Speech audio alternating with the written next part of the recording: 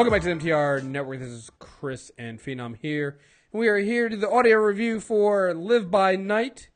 It's a story set in... script. Huh? Yeah. Dot by script. The story set in the Prohibition era and centered around a group of individuals and their dealings in the world of organized crime. It's really not a group of individuals centered around one individual, Joe Coughlin. The director is Ben Affleck. The writer is Ben Affleck. Stars Ben Affleck. And there's also Elle Fanning. Who else is in here? Sienna Miller, Chris Messina, and Zoe Saldana. And yeah, here we go. So Whoa. Sienna Miller is in this? Is she the blonde chick? No, she's Emma Gold. She's the love interest, the first love interest.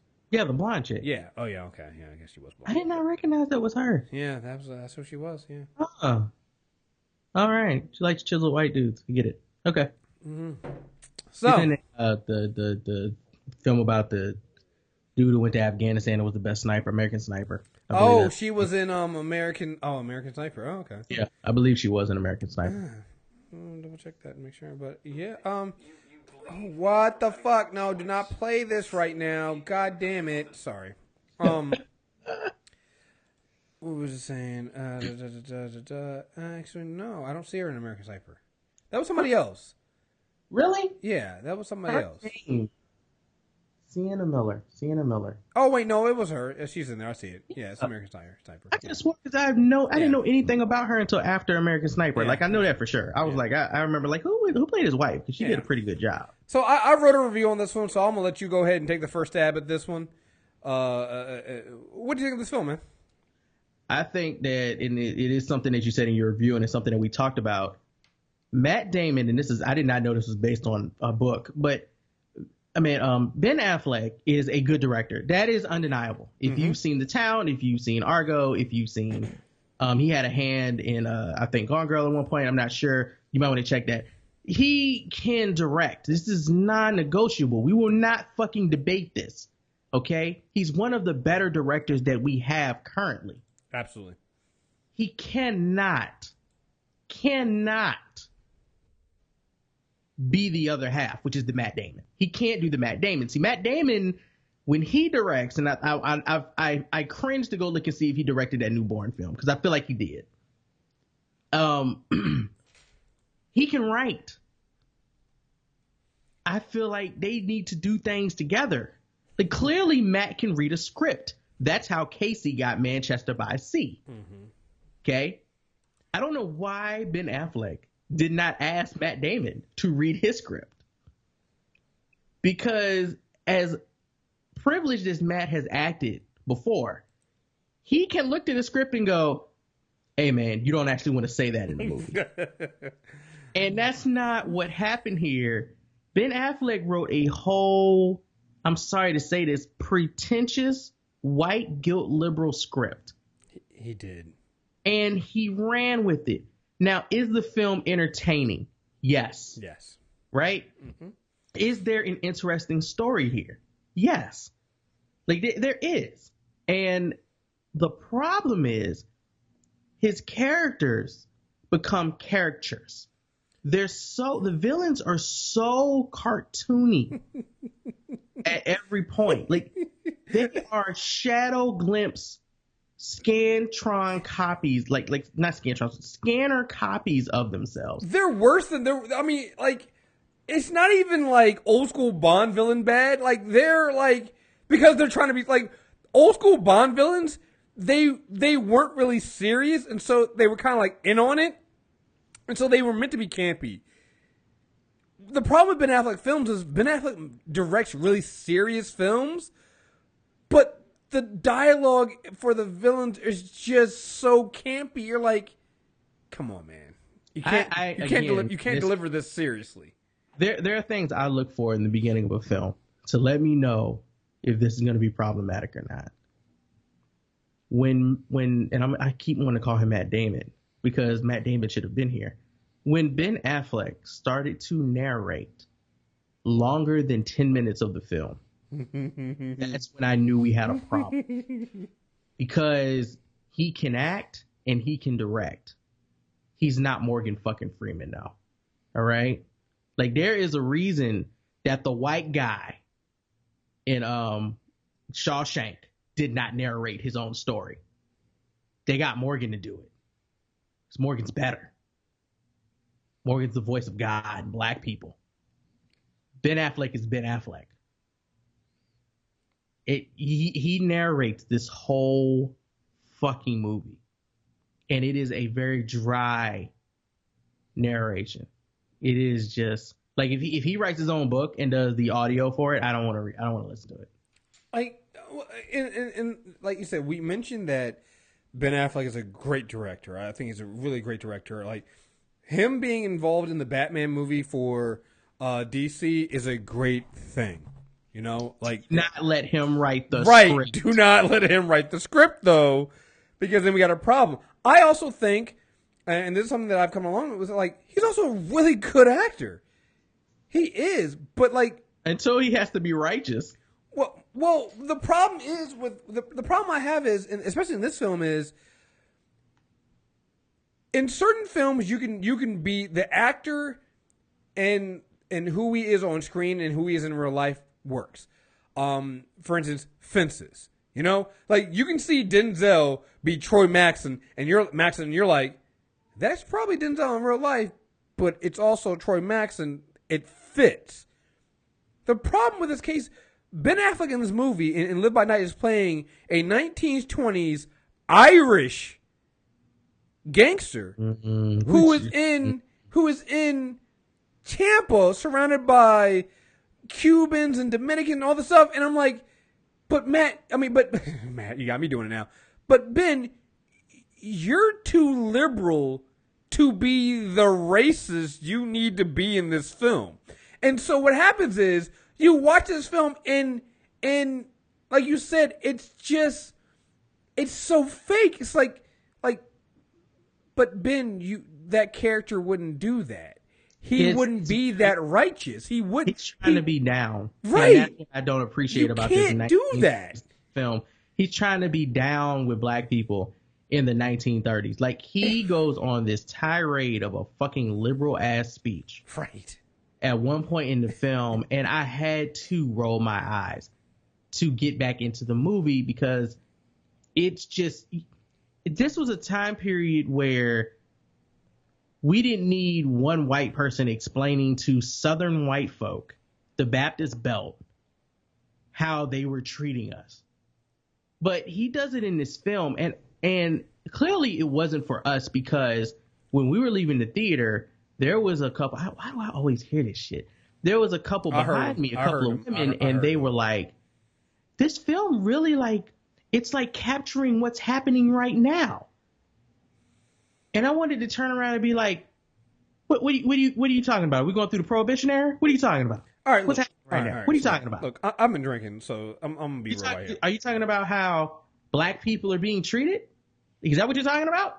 It's capturing right now. Look, you realize this film takes place in the 1930s, right? So look, I've been drinking, and so I'm just gonna go ahead and admit this now. With the reviews coming out in Trump's America, mind you, these are our first reviews right before Trump's inauguration. I am not going to be easy on issues of race when it comes to movies, because at this point in 2017, we cannot be. So I'm gonna be real. My biggest problem with Live by Night, beyond just some of the caricatures of the villains and the writing that's a problem, my biggest problem is, if you're going to do a film in 1920s Prohibition and then center it in an area filled with people of color, I'll be honest here, I don't want a white guy who the white audience can relate to. I don't want the white, because that's basically what Joe Conklin is. Yeah, he's a gangster, but he's a compassionate gangster, because everybody else in the film is worse than him. You know, he's the one, he marries a Cuban, so when he takes down the KKK, even though he's working for the Italian mob, the KKK, they're trying to muscle in on his business. He's doing business with the Cuban, so he's got to defend the Cubans. You know, when how he did these characters, like, yeah. You got to look at how he did this. This is like my pops seen me watching Naruto one time, and he was like, "Man, why is that blonde haired kid in this cartoon?"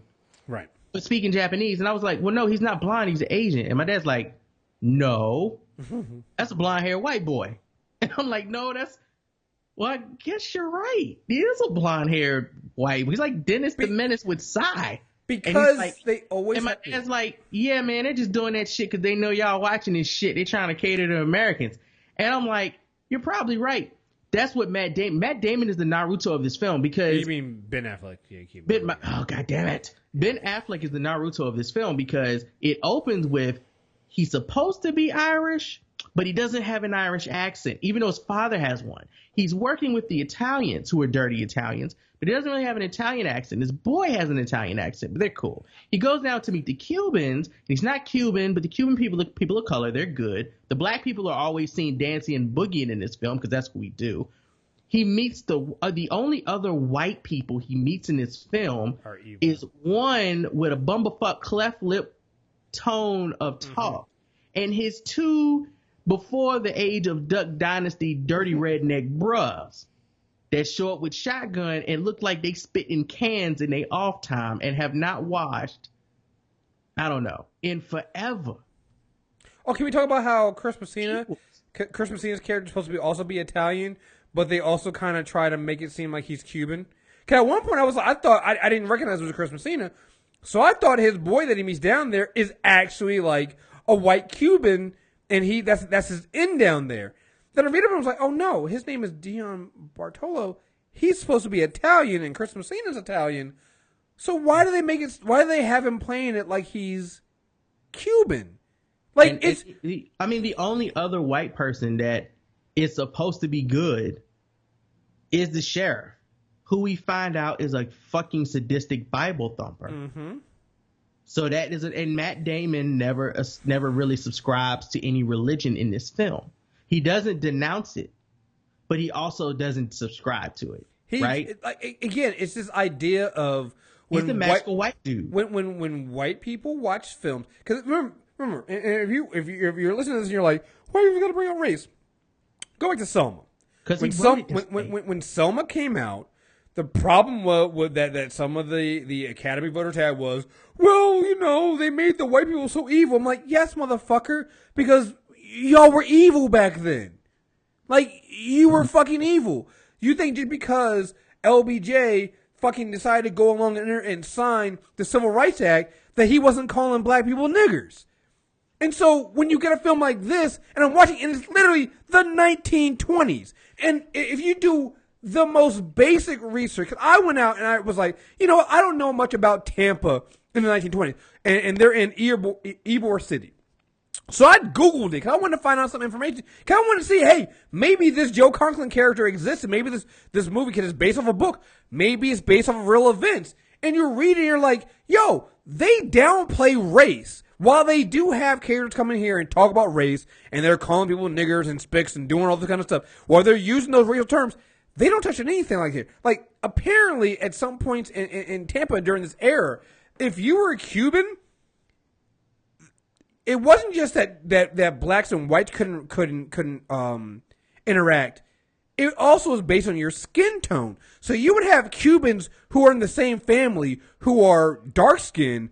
They couldn't go to the same clubs as their light skinned family members. So it's like you have all this dynamic here that is never fucking touched in this film as they set it in this era, and they never really address on race, even though you're in a city that is basically surrounded by people of color. They center it on this white guy who's played by Ben Affleck.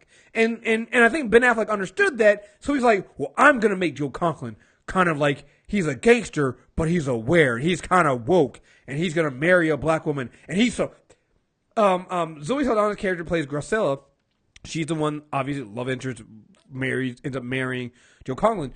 She's like, yeah, I support things like I'm supporting Cuban liberation. So you know what? Joe supports Cuban liberation. Gracella, she at one point when he decided to get out, we opened up housing and shelters for women. It's like, dude, there's no way you were that magical back in the 1920s. But bro, he's also the woman saver. Like, yeah, dude. Yes.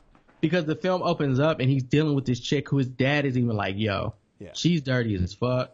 Like, you really need to look at the path she's walked to get here and how clean she is. That's pretty much how people get clean doing a bunch of dirty shit. You gotta understand that to live the life. I said this in my review. Like, no, Dad, you don't understand, Dad. I love her, man. Like, if we're in love. She's gonna leave the gangster guy. They're not gonna try to track us down and kill us or anything. And she's never lied to me before, even though we fucking on the side, and I can't be her man in public and shit. Also, I'm sorry, this just bothered me.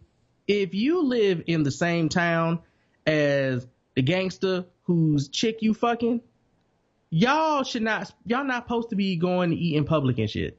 Like, they would just walk around in the streets. Dude. Man, but if anybody would have caught us, that would have been our heads. And they literally, this part is literally narrated while they're making out in public. Bruh. Dude, he's even told by the Italians, like, hey, we caught you. How long before he catches you? No, it's okay. I'm not going to bow to nobody. And then later on, like, listen, I said in this interview, the beginning of this film is worthless. It is.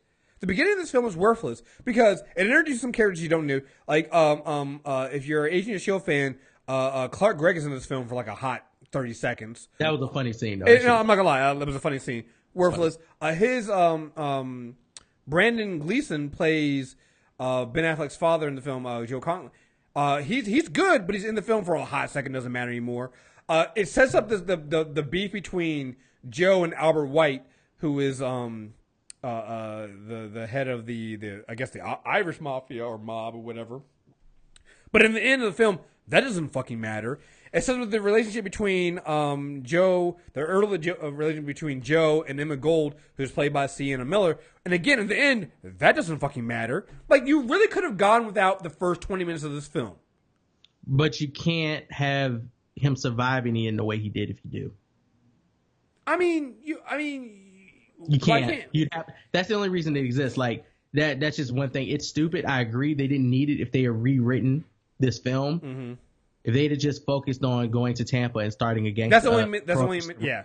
If they'd have just gotten rid of the gangster dude whose side chick he was fucking and him actually taking that guy's business, like, they didn't need to do that. Like, yeah. But for that to work the way they'd already written it, because Matt don't erase nothing, for that to work, because the script was written in pen, for that to work, you had to have the beginning to explain how he lives in the end. Oh no, that's why I'm like, I believe the beginning and the end of the film are fucking. The only thing interesting part of this film is the middle when he's in Tampa. The saving grace at the beginning of the film is that car chase, which I thought was actually pretty dope. I thought that was great. Again, Matt Damon can direct his ass off. He can shoot some fucking scenes. Ben Affleck, even the scene where they're in the speedboat going through the water in the bayou. Oh yeah. Is dope. Like, it's just there's things he does in this film that he doesn't need to do. Like you said, the whole first 15, 20 minutes. Then there's a character that they kill at the end. They didn't need to do that. No. But because Ben Affleck is Ben fucking Affleck, and he is just so up his own ass. In his, like, he thought he was Nas writing Illmatic with this shit. He legit put in a fucking scene where he had to be, the dependent, like the dependable one. Well, so here's what didn't need to happen either, and that kid in that scene did not want to be in this movie. Well, here's what I want to. Oh yeah, no. There's that one scene where the kid walks away. You're like, I was like, did anybody tell the kid? Did anybody get a kid that could actually act? I think that kid is walking through scenes with Ben Affleck, not realizing he's in a film with Ben Affleck. Like, I think he thinks a white guy just picked him up and is taking him to the movies. That's that's somebody's kid, yo. That was somebody on the staff's kid. They was like, yo, we need a kid for this scene. Any of y'all got a kid around this high, about this age? You got a kid? I took him to see the Western. Yeah. Loved it. Like, I right. So bad. Well, here's my thing. Here's what I don't know this. I mean, we're and again, definitely has to take some responsibility for this, because again, when you write a screenplay based off of any other source material, you need to adjust it for the screen that you're going to play, for the medium you're going to play it on. So that is still your responsibility. I want to know how much of it, like, is the novel this bad? Does the novel make some of these choices? Because again, and again, maybe it's the fact that. So here's another problem too with these kind of gangster ass films, right? I feel like everybody wants to make a Casino film, but they don't want to put in the time that Casino did. Like, Casino's a long ass film. It's a long ass film. Like how? Let me see how long Casino is. Casino is almost 3 hours long, bro. Right. So, yeah, it's basically 2 hours and 58 minutes. That's Casino. It's 2 minutes shy. 2 minutes shy of 3 hours. All right, that's how long Casino is. This movie right here is 2 hours and 8 minutes. If you want to make those, I've seen some of it. It's trying to make an old school gangster film. Okay, the thing about those old school gangster films is they're long as shit. They are all 3 hours long. And Goodfellas is like 2.5 hours long, right. bro. And the reason why they're that long is in order to develop the characters, in order to develop the story, you have to make the films long. I know, hey, listen, when it comes to horror films, I believe in the 90-minute rule. Keep your horror film to 90 minutes. If you go past 90 minutes, you better have a hell of a fucking script. Same thing with comic book movies. I'm like, listen, keep your movie under 2.5 hour movies. But when you're doing a crime drama and you're doing a gangster fucking film, I honestly believe the longer the fucking better. Because you're doing something that honestly probably should be better suited for a TV than for the movie theater. Because it's intricate. While the Tampa stuff is interesting, at one point, they're literally going... Because what happens in this film is you're literally watching as Joe goes through different phases with setting up shop in Tampa. You know, first it's muscling out Albert White. Then it's dealing with the KKK. Then it's trying to go legit by the time the end of Prohibition comes and open a casino. But then he has to deal with the fanatical religious people who don't believe in gambling and booze. So you have... And this is again why I say you can cut out the beginning and the middle, the beginning and end of the film. If you just focus on him being in Tampa, there's your 3 arcs right there. The early mob war, the KKK war, and then you have the religious war that he technically ends up losing. And then you get the end of the film where, you know, that's the film right there. That's 3 hours, right? An hour in each of those parts. Done. There's your fucking film. Instead of doing the worthless beginning of the film, the worthless end of the film, you focus on that middle part right there and flesh that shit out. But they don't fucking do that shit. Until it's too busy trying to pat itself on the back. So, see, Joe's against the KKK. Like that scene when he shows up, the scene when they show up outside the fucking Cuban club and the KKK had burned the cross, and he's like, go tell him. And he confronts them, and then he tells them to go get somebody to put. I'm like, are you fucking? You're that white savior that you're out there. Come on, man.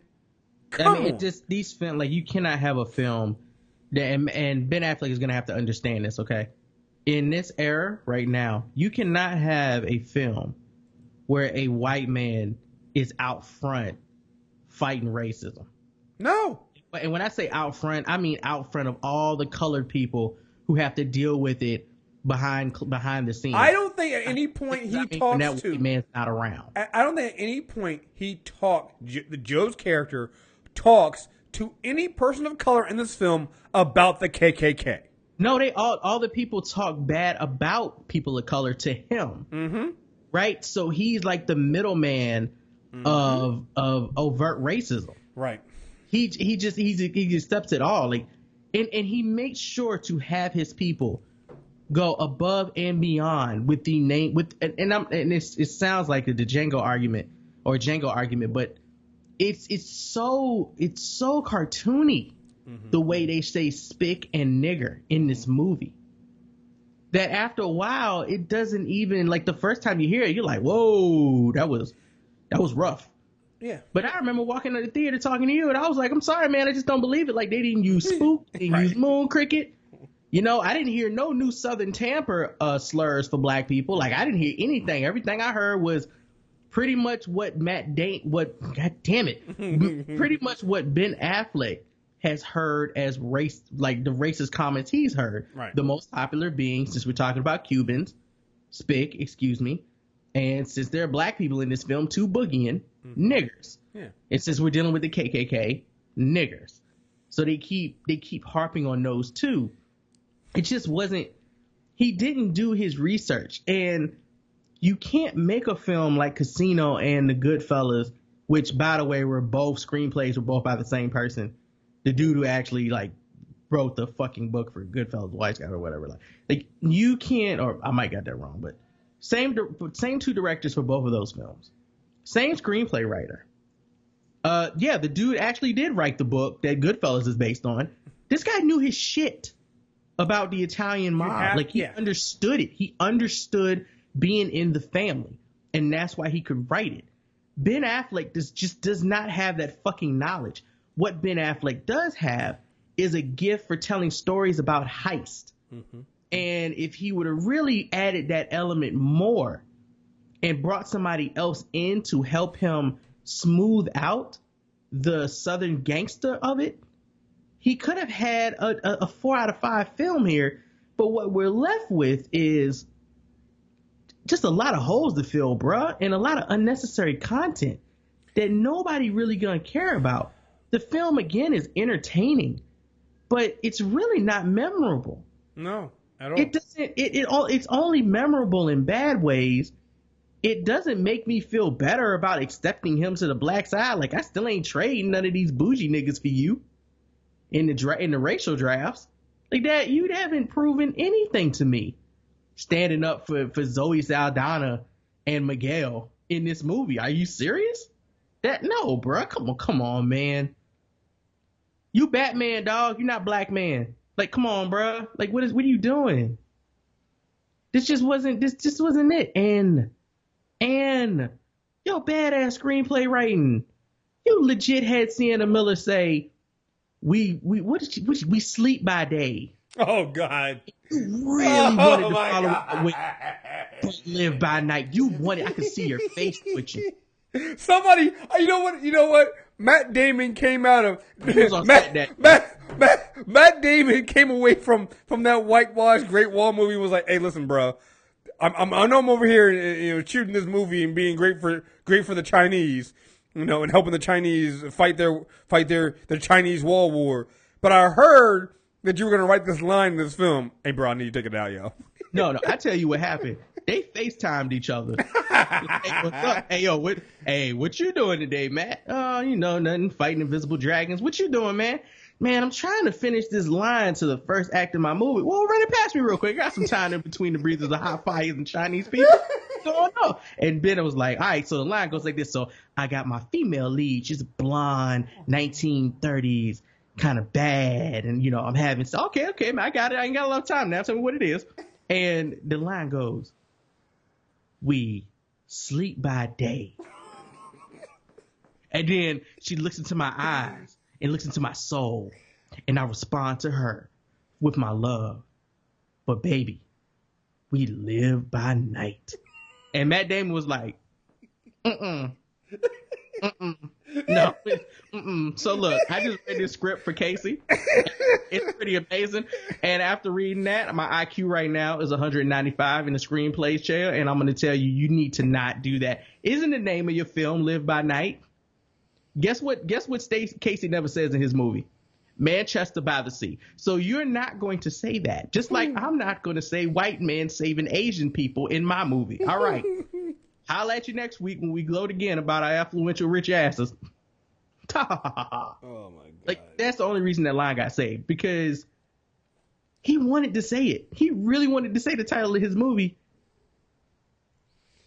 I'm so glad he didn't, but it didn't save this movie. Oh my God. Yeah, no. All right, so I gave it a 5.5 out of 10 on my in my review. What would you give it? Yeah. No, when I saw that was pretty much accurate. The highest I could probably get would be a 6. Okay. And I feel like that's being generous. Yeah. So here's the thing. I talk about this film. I feel like that's being generous. So here's the crazy thing. We're again a lot like just like when I talk to Deep on what our reviews for like Asian shows like that. Phenom and I usually don't talk before we actually review these movies, and we definitely don't talk about our scores to the film. So I originally, when I was writing this review, I put a 6 down, right? Like I usually put the score down on the film before I finish writing my review. So I put a 6 in the review. By the time I finished writing the review, I was like, nah, man, this has got to be a 5.5. And that again, that is a 5.5 generously. Right, that's a generous 5.5. You know what? That's a 5.5 after we sold the Bye Bye Man. Yeah, that's what it was. A 1.5. That's what it was, Joe. What it could have been if he'd written like that Penner dude from Batman. Right. I was like, you know what? I can't give it too low because we gotta save room to grow for the rest of this year, yo. I can't start off. Damn it, we're starting off horrible this year already, man. Like if somebody tells me that they went to see this film and they liked it, I'm gonna be like, okay, cool. Yeah, that's pretty. Like I'm not gonna be like, you bastard. Like I'm just gonna be. I'll be like, oh, okay. I mean, I'm glad you enjoyed it. That's cool. Even if they're like, I paid full price too. Okay, well, Damon got his. Damn it, Affleck got his money worth. Here's the thing. I know right now with everything going on in the world in the country, I'm very sensitive about race right now. I will not lie about that. So if not saying that you're not sensitive about race, but if you can look past that and there's still problems with the script, but there is an entertaining movie here. I mean, the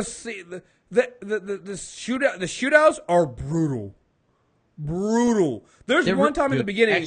Scenes are really good. Yeah, there's one the beginning of the film when the war between the Irish and the Italian heat up. I mean, motherfuckers are catching it. There's one dude catches it in the fucking the barber chair. Nigga. Oh. Nigga. The other one that gets thrown up. He definitely studied at the Joe Pesci school of capping motherfuckers. Oh, speaking of Joe Pesci, this is one motherfucker that shows up that tries to be Joe Pesci and is not Joe Pesci, and he annoyed the fuck out of me. I'm glad they killed him because he looks like a prick of an actor. Yeah, God. And there was this. We didn't even touch on this, and I'm just realizing this now. Did you touch on this in your review? The theme of fatherhood? Oh, no, I didn't. Yeah. No. That runs rampant throughout this movie? No. His father with him, one of the gangsters' fathers with their sons, him with his son. There's just this, and it literally starts that way. It goes from a father who's not necessarily doing the right thing, but still trying to do right by his child, to a father who is a bastard, but still trying to do right by his child, to a father that's left on his own and has lived a hard life and has nothing better to do but right by his child. Then there's the father with Elle Fanning's father. Oh, yeah, yeah. God damn. And her, I think she was probably, outside of the action scenes, she's a phenomenal actress. Like her Bible thumping. So I liked her acting, and and I said this in my review. She plays an important role in the film, an important part in the film. I just didn't care, and I think it's again because they rushed through so much of it. Like by the time you get to the payoff with her and her father, like it becomes a race to the bottom of this film. I just thought she was a complex character, way more complex. I don't like. You're very complex. I don't like what they did with her father. No. In the end, like I don't like how they didn't sell that character to me. Well, that's the problem. They don't like, and it goes back to what I was saying. Like when you make a film like this in only 2 hours, you need 3. You need to take your time. Here's the thing about gangster films like this, especially these old school mob films like this. They're like a fine wine. You need to take your time with them. You don't take shots of them. You don't guzzle them. You take your time with them. And I feel like 2 hours and 8 minutes is criminally short for what you're trying to do with these characters in the middle of the film. But again, because the writing's not that great, the film feels too long. But it shouldn't. Like it felt really long, and I'm not even. Right. I can't even fully subscribe to the. It needs to be 3 hours long. I think Martin Scorsese and his writers can do a 3-hour film because they're legit fleshing out what seems like a whole book from cover to cover, right. And they're doing it very well. But I'm looking up now and I'm trying to figure out exactly how long was The Departed. Because I don't feel like The Departed was that long of a film. Yeah. Let me see. How long? Because that's also a Scorsese project. Yeah. It was a very amazing film. Let me see. 2 hours and 30 minutes. Is it 2 hours and 30 minutes? 2 hours and 30 minutes. Scorsese's a bad motherfucker, yo. Right. He can make a film not seem that long. Well, you know what it is? Because, like, so what The Departed did to make it seem like you followed two different characters. Man, you follow like four different characters. Well, you follow four different characters, but it's the two main ones, right? Yes, it's basically the two that are double agents. Right. Yeah. So Matt Damon, who read the script before he took the role. Yeah. And Leonardo DiCaprio. Right. So with this film could have done the same thing. Like, you know what would have been interesting in this film? If they followed Ben Affleck's character, Joe Coughlin, but then you follow Albert White, which is supposed to be his rival down. Because what happens is he gets down to Tampa to take over, to muscle Albert White out of the illegal rum business for the Italians. But you never see that, and then all of a sudden in the film, Albert White pops back up, and you're just like, why should I care? You've done nothing with this character since the beginning of the film. Why should I care? And it's just why does Zoe Saldana like being fleshy, meaty goodness for white men in film? Oh, okay, so I had all the problems with this character. All right, and this is another trope she's supposed to be the badass that they need to convince to cut ties with one of the other mob bosses to only do rum with them, right? Do rum through them, and then they are not. She literally goes from being this badass who basically, the way I got it, was the brains of her brother's operation, because they were the Cubans that controlled the molasses that need to be used that they were supplying to the bootleggers to create their booze. So obviously it's not an all legit business, and then she's using part of this money to fund Cuban liberation. So she's supposed to be a badass, and she is at the beginning of the film. Then she gets white Ben Affleck dick, and she literally becomes your typical movie trope of a girlfriend / wife who doesn't understand that her husband is a gangster and is begging him, well, I don't understand why you I'm just worried about what you're doing and the bad man you become. Not the same man that I met. You mean the man that came down here and was trying to get you to cut ties with one mob boss and only run prohibition through him? She literally says when they meet him, if we do this and only sell to you, there will be bloodshed. Like, she says this to him. Then later on in the film, she's worried about the man he's going to become. It's like, your relationship was built on knowing that bloodshed was coming, that war was coming. They ran rum in the Prohibition era. They killed a lot of people. Oh my! Like, she killed a lot of. She had to have killed a lot of people to become the queen of rum. It literally one of the things that annoyed me the most, because the character and Zoe were interesting at the beginning of the film, and they literally turn her into a caricature and make her, render her like they literally have her, no bullshit, basically submit to the white guy. And I was kind of annoyed by her accent too. Like I know that she has in her blood, and I understand. Well, here's the thing: isn't she Dominican? Cuban, but I've seen her do accents before. She's very good at it. I felt bothered by hers in this. Well, here's the problem: isn't Zoe? Isn't she, I thought she was Dominican. Yeah. So why is she playing a Cuban when they made a mention of the film that the Cubans and the Dominican? I mean, I get that. Like, she's supposed to be Cuban in this. What's the name? Your Italian boy. Oh my God, I can't even. Mr. Scarface. It has no Cuban in his blood whatsoever. Wait, okay, when he played Scarface. Yeah, so yeah, you're right. But I'm just saying. I accept that, but I don't like her accent. Just bothered me. It just. I felt like she was laying it on thick in some scenes, and in other scenes she wasn't laying it on at all. No problem. It just. I don't know, man. It's a lot of issues with this movie. It just wasn't fleshed out well. He threw popular names into roles. I kind of wish he had other people narrating certain montage-like events. of their comeuppance and which their is downfall. another thing that Casino and and all in the part they do that they change the narrators all the time so you get different point of views. Yeah, so yeah. I mean, his sidekick I thought was an interesting character too, who was not interesting at all when you first meet him. Mm-hmm. You know, he's not interesting until 3 years later. Yeah, like again, all the characters. I feel like all the characters are more interesting than the main character, Joe is. So yeah, he's just there to take the brunt of it all. Mm-hmm. I'm willing to how many scenes does he sacrifice himself? Yeah. I'm just it's. How many scenes does he nail himself to the cross? Yeah. It's just frustrating. Ben Affleck got to calm down, bro. Yeah, it's you can't make that film. You can't make this film in 2017, guys. I really didn't. If I'd have known he was doing all of it for this film, I would not have been that excited to see it because I actually liked the title. Mm-hmm. I liked the I thought the trailer for this was great. Mm-hmm. The way they presented Elle Fanning's character in the trailer, I thought she was going to be like some 1930s dame that got hooked up in with them. Mm-hmm. When I realized that wasn't the case, I was like, oh, okay, this is an interesting way to use her character.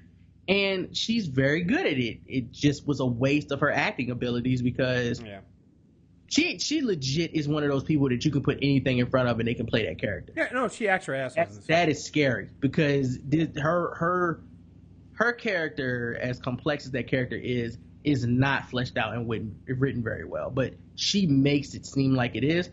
And we both know Matt Damon was at the fucking screener for this movie. I need video footage of his face when it ended. Okay, I needed to know what he looked like. Was he on his cell phone? Did he take a bathroom break? How many bathroom breaks did he take? I need to know. Yeah. All right, well, there you guys have it. That is our review for the audio review for Live by Night.